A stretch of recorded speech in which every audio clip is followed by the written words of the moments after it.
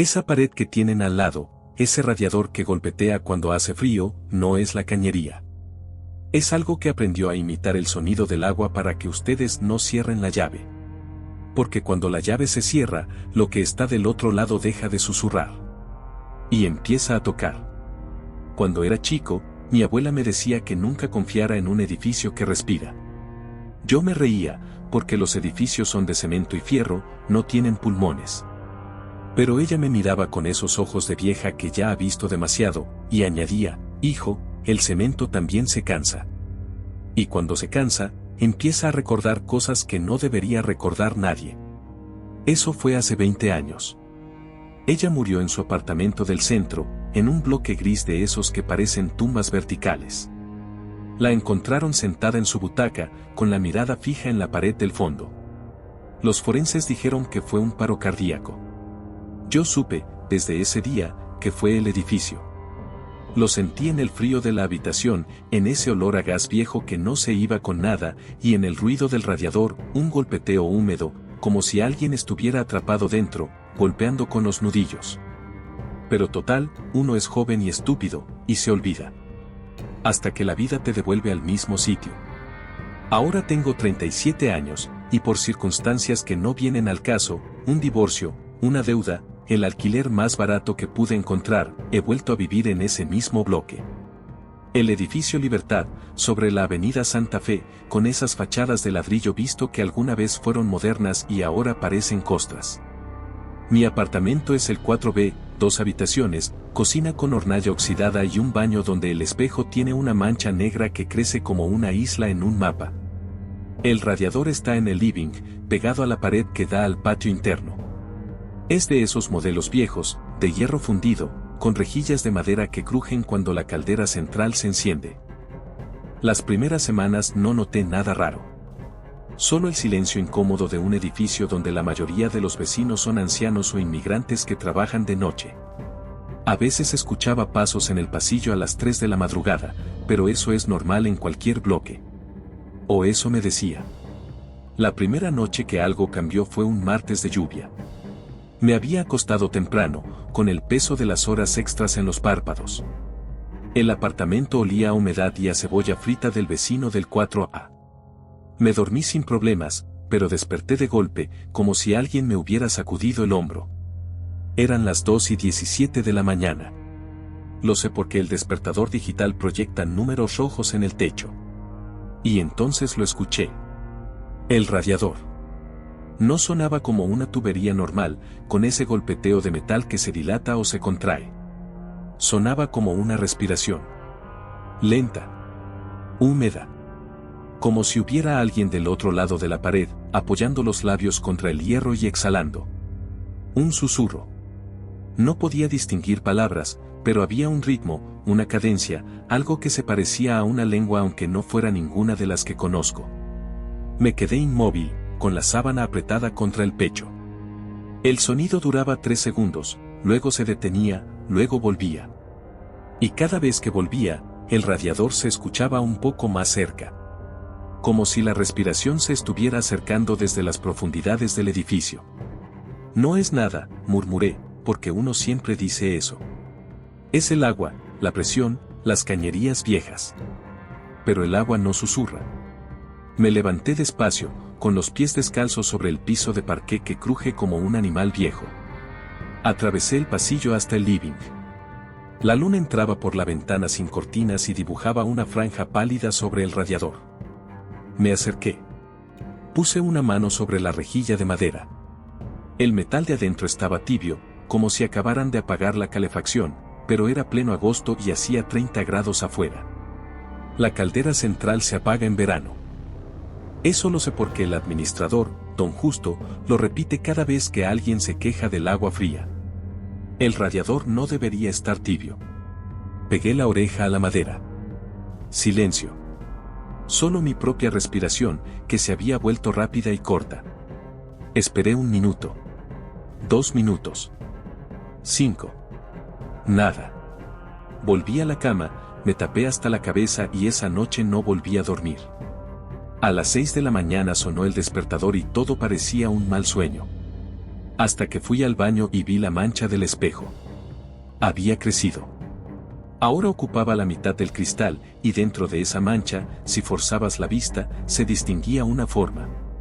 Como un rostro. Borroso. Con una boca ligeramente abierta. No sé por qué, pero esa mañana no me duché. Me vestí rápido y salí a la calle. Necesitaba sol, ruido de autos, gente que hablara fuerte. En el ascensor me encontré con la señora del 5C. Una mujer mayor, con el pelo blanco recogido en un moño y unas ojeras tan profundas que parecían cuencas vacías.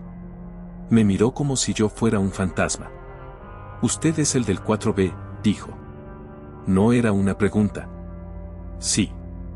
Me mudé hace un mes. Ella asintió, con un gesto lento, y luego bajó la voz hasta convertirla en un hilo de aire. ¿Ya escuchó al radiador? Se me heló la sangre.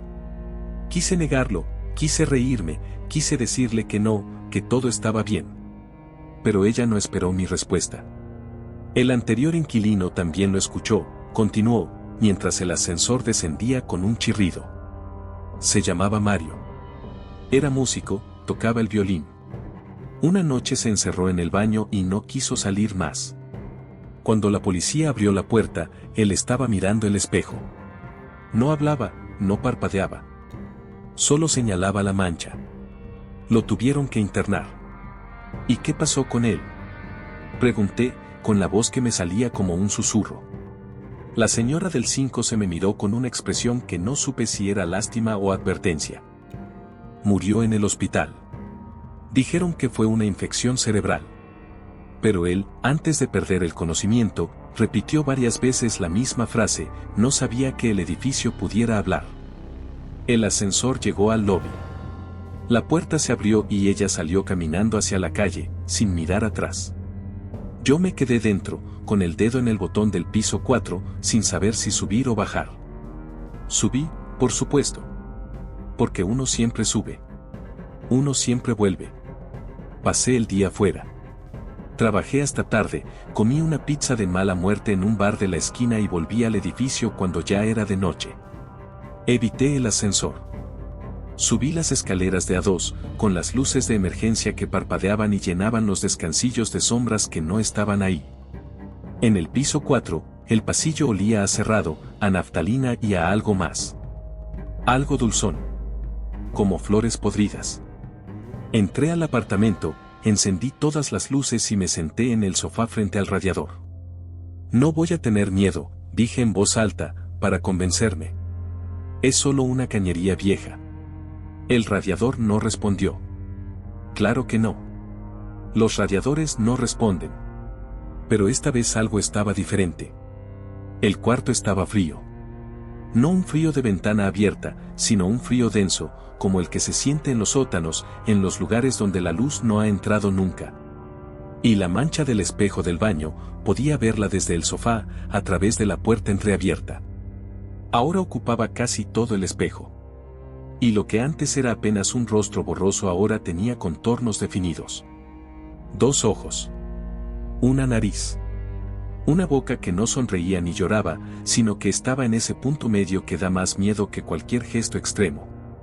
Me levanté y cerré la puerta del baño de un portazo. Me senté otra vez.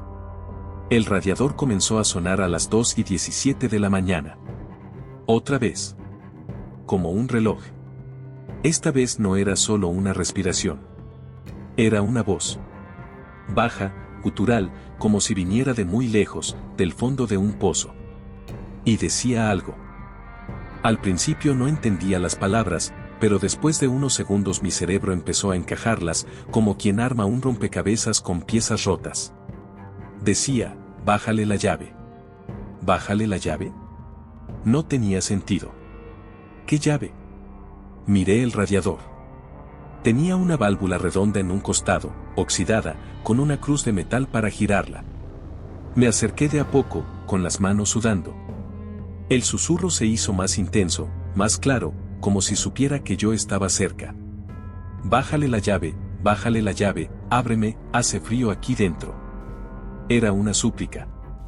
Pero también era una orden. Había algo en ese tono que me recordaba a mi abuela cuando me pedía que le alcanzara sus pastillas, esa mezcla de ternura y urgencia.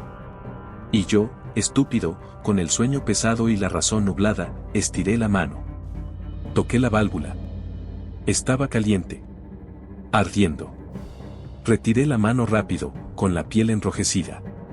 Pero el radiador se había movido. No físicamente. El sonido. El susurro había cambiado. Ahora era una risa. Una risa baja y húmeda, como la de alguien que acaba de descubrir que su trampa funcionó. Retrocedí hasta el sofá, sin apartar la vista del radiador. La risa duró 10 segundos, tal vez 15. Luego se cortó en seco. Silencio absoluto. Ni un golpeteo. Ni el viento. Ni el tráfico de la avenida. Un silencio de esos que duelen en los oídos. Y entonces el radiador dijo, con una claridad imposible, en una voz que ya no era un susurro sino una conversación normal. Ahora tengo tu mano, vecino. Ahora ya me tocaste. Ya sabes que existo. No puedes fingir que no me escuchas. Me quedé paralizado. Quise reírme, decir, esto no está pasando, pero la boca se me secó y las palabras se murieron en la garganta. El radiador, por su parte, volvió al silencio. Pero yo sabía que no se había ido. Lo sentía ahí, al otro lado de la pared, esperando. La noche se hizo larga. No dormí. Me quedé en el sofá, con las rodillas contra el pecho, mirando el radiador. A las 5 de la mañana, cuando el cielo empezó a clarear, me atreví a pararme. Fui a la cocina, abrí la heladera. No tenía hambre, pero necesitaba hacer algo normal, algo que me anclara a la realidad. Me serví un vaso de agua y lo bebí de un trago. Cuando volví a pasar por el pasillo, la puerta del baño estaba abierta. Juraría que la había cerrado con portazo. Lo recordaba perfectamente, el golpe de madera contra el marco, el ruido de la manija vibrando. Pero ahora la puerta estaba abierta, y la luz del amanecer se filtraba por la ventana interior y bañaba el espejo. La mancha ya no era una mancha. Era una cara completa, nítida, como si alguien hubiera dibujado con carbón sobre el vidrio. Piel gris, ojos hundidos, y esa boca entreabierta. Pero lo peor no era la cara. Lo peor era que la boca se movía. Silenciosamente, como si hablara en cámara lenta. Y yo, en un acto de terror puro, me acerqué lo suficiente para leer sus labios. Decía, estoy en el sótano. Baja a verme. Di media vuelta y salí corriendo del apartamento. No importaba que estuviera en pijama, que tuviera los pies descalzos. Bajé las escaleras como un poseso, saltando peldaños de a 3, hasta llegar al lobby. Don Justo, el administrador, estaba limpiando el piso con una fregona. Al verme aparecer así, pegó un salto. Muchacho. ¿Qué le pasa? El sótano, jadeé. La llave del sótano. ¿Dónde está? Don Justo me miró con una mezcla de sorpresa y algo que se parecía al miedo. Algo que él también conocía. ¿Para qué quiere bajar ahí? Ese sótano está clausurado desde los años 80. Hubo un incendio. Murió gente. Deme la llave. No puedo, dijo, pero su mano ya se movía hacia el llavero que colgaba de su cinturón. Los cuerpos saben cosas que la mente aún no ha decidido. Me dio la llave. Era grande, de hierro negro, con un número grabado que apenas se leía, 000. Sótano. Vaya con cuidado, dijo don Justo, mientras yo ya corría hacia la puerta del fondo, la que da a las escaleras de servicio. Y si escucha algo, no lo mire. No le hice caso. Bajé los 2 tramos de escaleras que llevan al sótano. La puerta estaba al final de un pasillo subterráneo, con paredes de hormigón y un olor a tierra mojada, a algo que se había pudrido hace mucho tiempo. Metí la llave en la cerradura. Giró con un ruido seco, como un hueso que se rompe. La puerta se abrió. Adentro todo era oscuridad. No había luz. Solo el sonido de una caldera enorme, al fondo, que rugía como una bestia dormida. Y entonces vi el radiador. No uno. Cientos. Cientos de radiadores viejos, apilados contra las paredes, amontonados en esquinas, colgando del techo. Algunos intactos. Otros rotos, con las rejillas arrancadas, mostrando el interior de hierro hueco. Y de todos ellos, brotaba el mismo sonido. Un susurro. Pero ya no era una voz. Eran múltiples. Un coro. Cientos de voces que hablaban al mismo tiempo, en distintos idiomas, distintas edades, distintas muertes. Y todas decían lo mismo. Bájale la llave. Ábreme. Hace frío. Hace frío aquí dentro. Caminé entre los radiadores, con la respiración cortada. El calor era insoportable, a pesar de que la caldera estaba muerta, desconectada. El calor venía de ellos. Del hierro. De las voces. Encontré el radiador más grande en el centro de la sala. Era idéntico al de mi apartamento. La misma forma, la misma válvula con la cruz oxidada. Pero este tenía algo más. En la rejilla, pegada con cinta adhesiva, había una fotografía antigua, amarillenta, con los bordes mordidos por la humedad. La levanté. Era mi abuela. Joven. Sonriente, con un vestido de flores, apoyada contra ese mismo radiador. La levanté con manos temblorosas. Era mi abuela. Joven. Sonriente, con un vestido de flores estampadas, apoyada contra ese mismo radiador. Al dorso, la letra de mi madre: mamá, prométeme que nunca bajarás la llave. Pero allí no terminaba todo. Debajo de esa foto había otra, más pequeña, casi pegada con saliva. La despegué con cuidado. En ella aparecía un hombre que no reconocí al principio, bigotes oscuros, gafas de pasta, camisa a cuadros. Detrás, una fecha, asterisco 12 de marzo de 1978 asterisco. Y una frase: él sí bajó la llave. Ahora vive en el 2C. El 2C. El apartamento de la señora Marta, esa que siempre saluda con la mano desde la ventana pero nunca abre la puerta. La que saca la basbolsa a las 3 de la madrugada para no encontrarse con nadie. Recordé entonces un detalle que había pasado por alto durante semanas: el 12 no tiene radiador. Lo taparon con un mueble. Pero los vecinos dicen que por las noches se escucha un goteo constante, como si alguien estuviera llorando dentro de la pared. Guardé las fotos en el bolsillo de la bata. Sí, todavía estaba en pijama, todavía descalzo. El calor en el sótano era ahora asfixiante, pero no era un calor limpio, olía a grasa rancia, a pelo quemado, a algo que no debería estar ardiendo porque no había fuego. Los radiadores seguían susurrando, pero sus voces habían cambiado de tono. Ya no suplicaban. Reían. Una risa contenida, de dientes apretados, como la de los niños cuando esconden un secreto que saben que va a doler.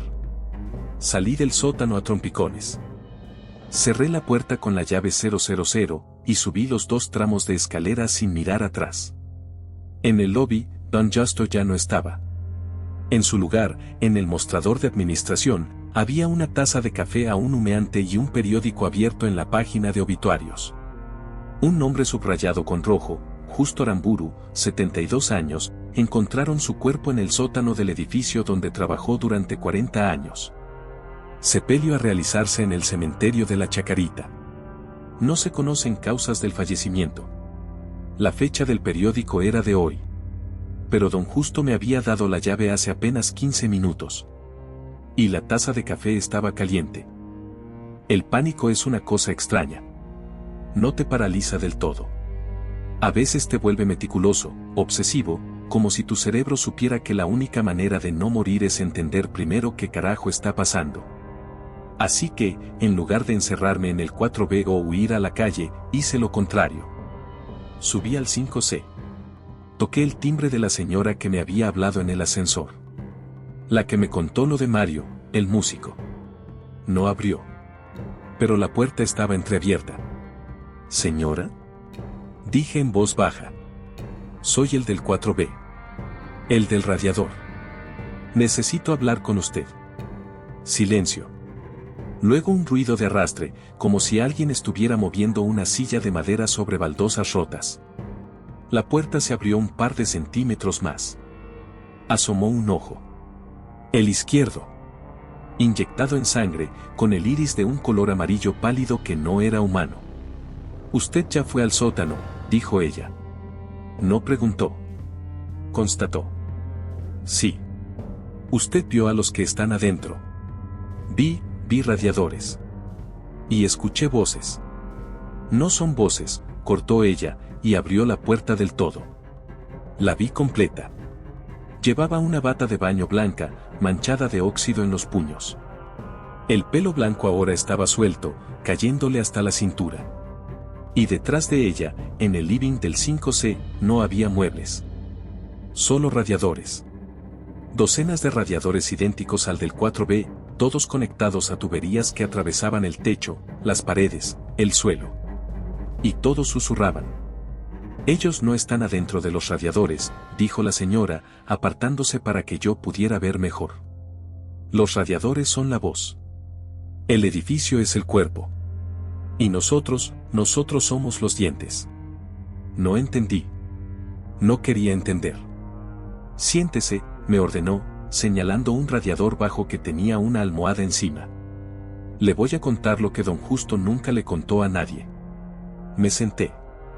El hierro estaba caliente, pero no quemaba. Era una calidez íntima, como la de una mano que reconoce tu piel. Este edificio no se construyó en los años 50, dijo ella, sentándose frente a mí en otro radiador. Se construyó sobre un sanatorio. Un sanatorio de tuberculosos, de esos donde iban los pobres a esperar la muerte. En 1927 hubo un incendio en la sala de calderas. Las tuberías se calentaron tanto que el agua se evaporó y el vapor no tenía por dónde salir. Los radiadores explotaron. La gente que estaba en las camas pegadas a las paredes se fundió con el hierro. No murieron quemados. Se volvieron parte del metal. Sus susurros quedaron atrapados en las cañerías. Eso es imposible, dije, pero mi voz ya no me convencía. Cuando demolieron el sanatorio, continuó ella, imperturbable, no removieron los radiadores. Los enterraron. Y encima construyeron este bloque. Por eso el sótano está lleno de ellos. Por eso la caldera central suena aunque esté apagada. Por eso la mancha del espejo crece. El edificio no olvida. El edificio recuerda a sus muertos. Y los muertos quieren compañía. ¿Y la llave? Pregunté, aferrándome a ese detalle. ¿Qué pasa cuando bajas la llave? La señora del 5 se sonrió. Tenía los dientes negros, como si se los hubiera pintado con betún. La llave no es una llave, muchacho. Es un interruptor. Cuando tú giras la válvula del radiador, lo que haces es abrir una comunicación directa entre tu cuerpo y el circuito de tuberías. El edificio te escucha. Te huele. Te prueba. Si le gustas, te absorbe. No físicamente. Tu cuerpo se queda ahí, sentado en el sofá, viendo la tele. Pero adentro, tú pasas a ser uno de ellos. Uno de los que susurran. Y mi abuela, empecé. Tu abuela bajó la llave la noche que murió. No fue un paro cardíaco. El edificio la eligió. Por eso te dejó el apartamento a ti en el testamento. Sabía que volverías. Necesitaba que volvieras. Me puse de pie de un salto. El radiador en el que estaba sentado dejó de susurrar y empezó a reír.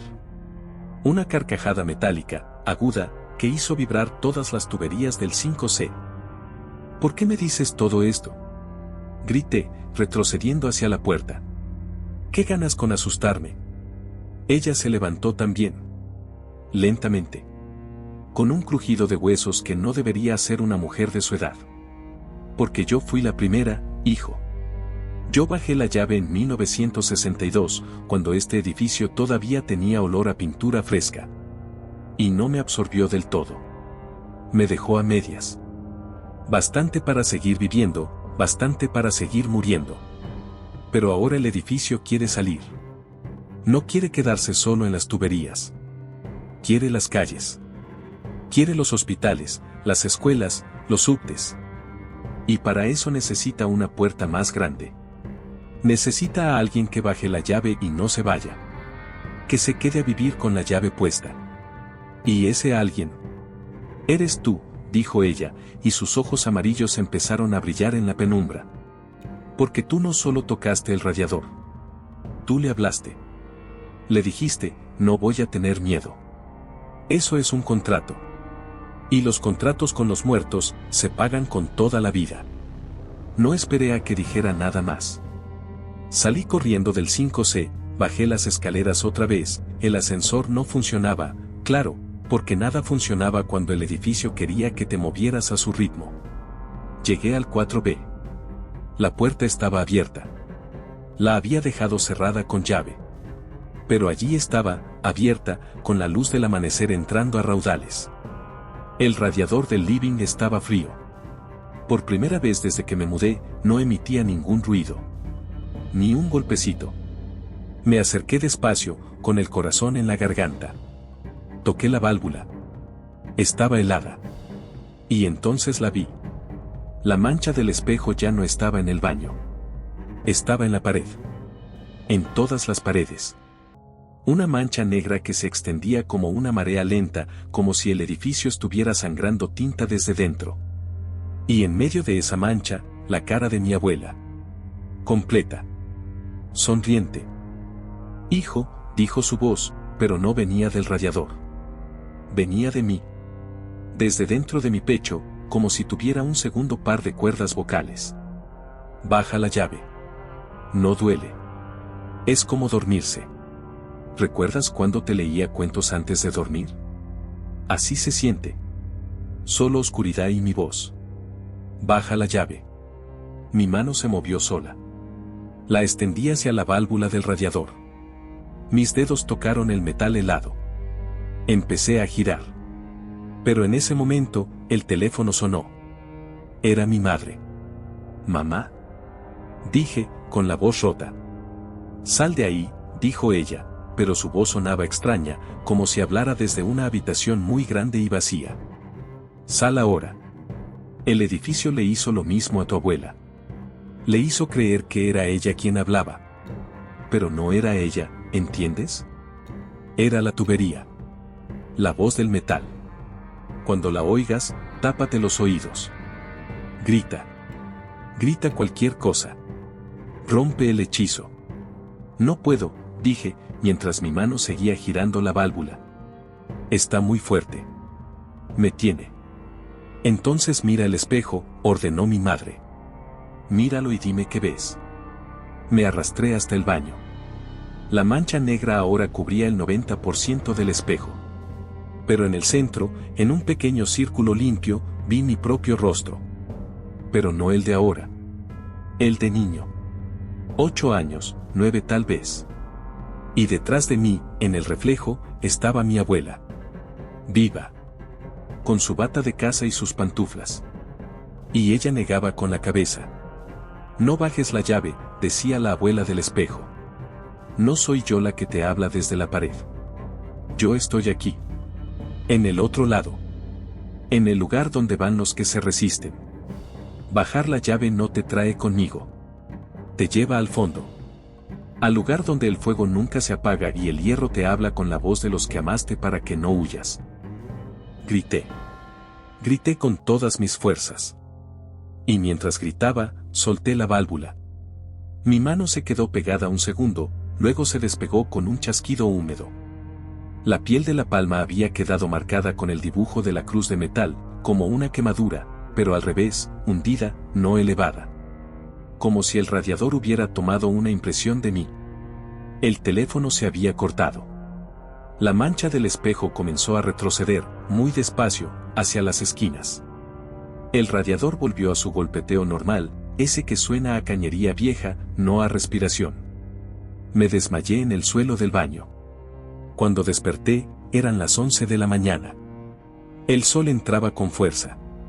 Todo parecía normal. Demasiado normal. Me levanté, revisé el radiador, frío. Revisé el espejo, limpio.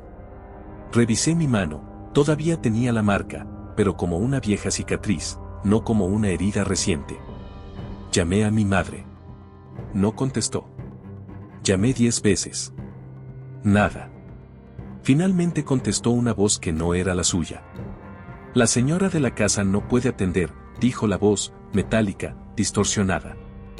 Está mirando el radiador. Colgué. Y supe que el edificio no había terminado. Solo había cambiado de objetivo. Ahora vivo con la marca en la mano. Me mudo cada 2 meses. Nunca duermo en apartamentos con calefacción central. Evito los sótanos, los espejos antiguos, las tuberías visibles. Pero el problema no es el edificio Libertad. El problema es que los edificios se comunican entre sí por las cañerías. Una red de hierro que cruza toda la ciudad. Y cuando uno de ellos te marca, los demás te reconocen. Anoche estaba en un hotel del centro. 5º piso. Habitación sin radiadores, pensé. Pero en la pared del baño, delante del lavabo, había un pequeño calefactor eléctrico. No emite sonidos, no tiene válvula, no debería poder hablar. A las 2:17 de la mañana, susurró mi nombre. Y yo, desde entonces, ya no duermo. Porque sé que algún día volveré a bajar la llave. Y esa vez no habrá nadie al teléfono para detenerme. Detrás de la foto, escrito con lápiz azul, mamá, prométeme que nunca bajarás la llave. Era la letra de mi madre. La misma letra que usaba para escribir las listas del supermercado. Algo se rompió dentro de mí. No fue un sollozo. Fue una certeza. Mi abuela no había muerto de un paro cardíaco. Se había sentado frente al radiador y había escuchado la misma voz, la misma súplica. Y había hecho algo que yo no debía hacer. Había bajado la llave. Me arrodillé frente al radiador central. La voz de mi abuela salía de él, mezclada con las otras, pero yo la reconocía. Ese timbre grave, esas pausas largas entre palabra y palabra. Hijo, decía, no bajes la llave. Yo la bajé. Por eso me quedé. Por eso estoy aquí. En cada radiador hay un muerto que no sabe que está muerto. Y lo único que queremos es que nos toquen. Porque cuando nos tocan, podemos salir. Pero no es al otro lado. Es hacia adentro. Hacia ustedes. Quise gritar. Quise correr. Pero los radiadores empezaron a golpear. Todos al mismo tiempo. Un estruendo metálico que llenó el sótano y subió por las paredes, por las tuberías, hasta los apartamentos. Arriba, la gente empezó a despertar, a asustarse, a llamar a la policía. Pero yo seguía ahí, arrodillado, con la foto de mi abuela en las manos. Y entonces el radiador central se abrió. No con una puerta. No con una bisagra. Simplemente, el hierro se volvió blando, como si fuera barro, y se abrió en una grieta vertical. Del interior no salió fuego ni humo. Salió una mano. Pálida, huesuda, con las uñas largas y rotas. Salió de la grieta y se acercó a mi cara, muy despacio, como quien acaricia. Yo la miré, con los ojos llenos de lágrimas, y recordé lo que mi abuela me decía cuando era niño: el cemento también se cansa, hijo. Y cuando se cansa, empieza a recordar. No olvides cerrar la llave. Pero ya era tarde. La mano me tocó la mejilla. Estaba fría. Y en ese momento, todos los radiadores del sótano dejaron de susurrar.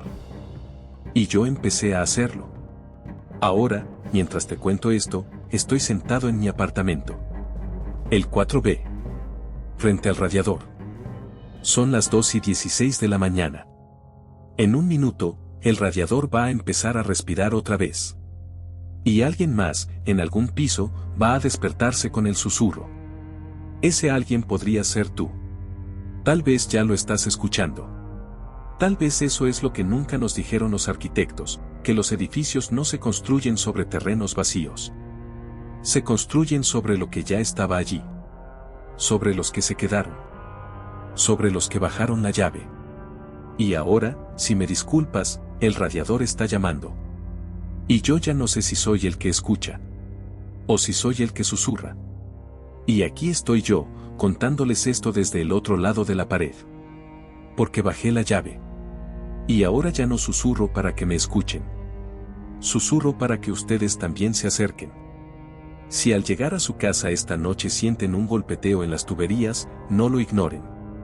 Pero tampoco lo toquen. Porque hay manos que llevan décadas esperando que alguien les devuelva el calor. Y una vez que lo hacen, ustedes pasan a ser el radiador. Buenas noches. Y que el hierro no los encuentre despiertos.